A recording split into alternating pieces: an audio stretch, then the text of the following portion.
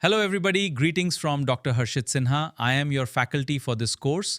This is a basic certification course. Welcome all learners to Module 1.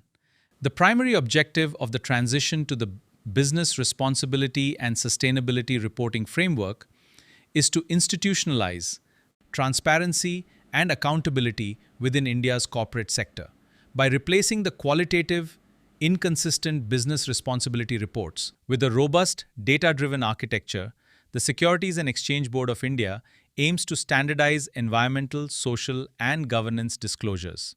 This shift facilitates meaningful cross-sector comparability and empowers stakeholders with reliable, decision-useful metrics.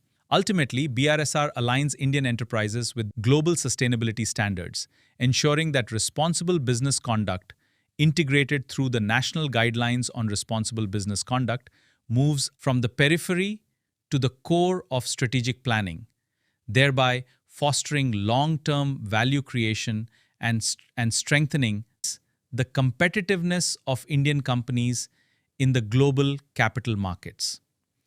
Now let us explore the topic in detail